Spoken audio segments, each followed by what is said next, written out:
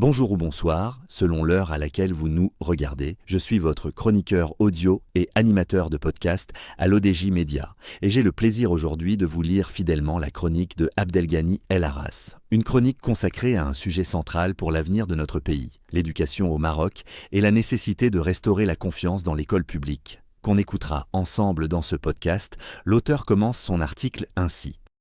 Le débat sur l'éducation au Maroc reste marqué par une dualité. L'école publique, qui accueille près de 86% des élèves, et l'école privée, dont le poids reste limité, 14%, mais dont l'influence est croissante, notamment dans l'accès aux filières d'excellence. Si l'État a accordé des avantages fiscaux et réglementaires au secteur privé, son impact demeure réduit et concentré dans les grandes villes. L'enseignement public reste donc le socle du système éducatif national, malgré des défis persistants. Classes surchargées, déficit d'infrastructures, inégalités territoriales et abandon scolaire. Conscient de ses limites, le Maroc a lancé une série de réformes ambitieuses, la feuille de route 2022-2026, qui vise à renforcer les apprentissages de base, développer la citoyenneté et réduire d'un tiers le décrochage scolaire.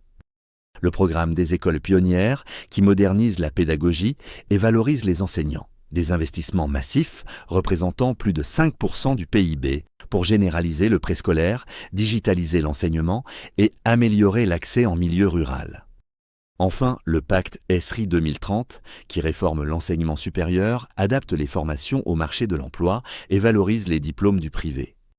Mais au-delà des infrastructures et des réformes institutionnelles, c'est une révolution culturelle et pédagogique qui s'impose. L'école marocaine doit intégrer la culture entrepreneuriale à tous les niveaux, développer l'esprit d'initiative, encourager l'innovation et initier les jeunes à la gestion de projets, à la finance et au digital. Orienter les élèves vers les filières les plus porteuses d'emploi, santé, ingénierie, énergie renouvelable, agriculture moderne, numérique et intelligence artificielle. Cela suppose de renforcer l'orientation scolaire et universitaire et de créer des passerelles réelles avec le monde de l'entreprise. Recommandations pratiques. 1. Consolider la qualité de l'école publique, réduire la surcharge des classes en recrutant et en formant davantage d'enseignants. Accélérer la rénovation des infrastructures, surtout en zone rurale. Généraliser l'accès au préscolaire de qualité pour tous les enfants. 2. Renforcer la culture entrepreneuriale. Introduire des modules d'éducation financière et entrepreneuriale dès le collège. Créer des clubs d'innovation et de leadership dans les établissements scolaires et universitaires. Encourager les projets pratiques, mini-entreprises, hackathons, concours d'innovation. 3.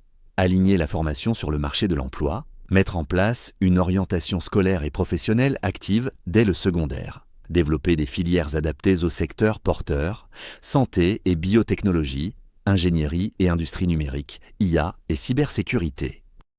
Énergie renouvelable et environnement, agriculture moderne et agrobusiness, renforcer les partenariats entre universités, écoles et entreprises pour assurer des stages et de véritables passerelles vers l'emploi.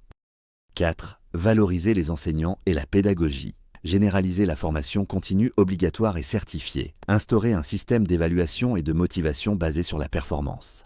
Donner plus d'autonomie pédagogique aux établissements pilotes.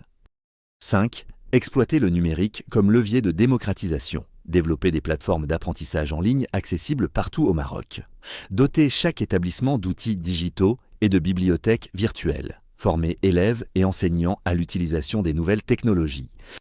En conclusion, l'enjeu est clair, redonner confiance aux familles dans l'école publique, non seulement comme vecteur d'égalité des chances, mais aussi comme incubateur de talents, de compétences et de futurs entrepreneurs. Le privé peut jouer son rôle de complément, mais la véritable locomotive de l'éducation au Maroc reste et doit rester l'école publique.